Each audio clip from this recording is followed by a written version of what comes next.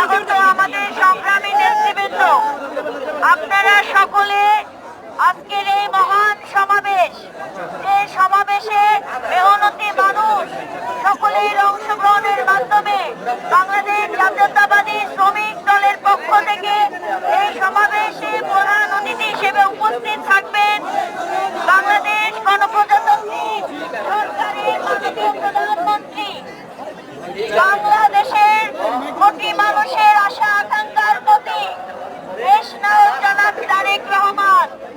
বিশেষ অতিথি হিসেবে উপস্থিত থাকবেন বাংলাদেশ জাতীয়তাবাদী দল বিএনপি সংগ্রামী মহাসচিব জনাব মির্জা ফখরুল ইসলাম আলমগীর সাহেব, আজকে ঢাকা জেলা বিএনপির সংগ্রামী সভাপতি খন্দকার আবু আশফাক এবং আমাদের পুলিশ শাসনের সম্মানিত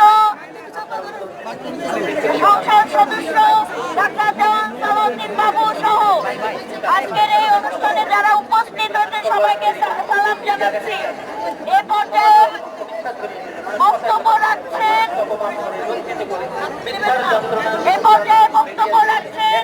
ঢাকা জেলা বিএনপি সংগ্রামী সভাপতি, ঢাকা এক আসন থেকে জনগণের ভোটে নির্বাচিত মাননীয় সংসদ সদস্য, আমাদের সকলের শ্রদ্ধেয় নেতা খন্দকার আবু আশফাক।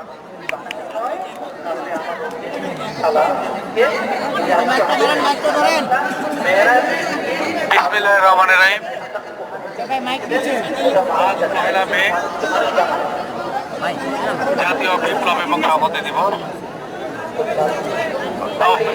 আজ পয়লা মে শ্রমিক দিবস, মে দিবস। এই দিনে শ্রমিকদের উপর বিশ্বব্যাপী যে নির্যাতন হয়েছিল তার প্রতিবাদে আজ এই দিনে তারা মুক্তি পেয়েছে। আজকে ঢাকা জেলা বিএনপির 10টি ইউনিট থেকে যারা এসেছেন এই অনুষ্ঠান সফল করার জন্য, এই সমাবেশ সফল করার জন্য তাদেরকে আন্তরিক অভিনন্দন এবং ধন্যবাদ জানাচ্ছি।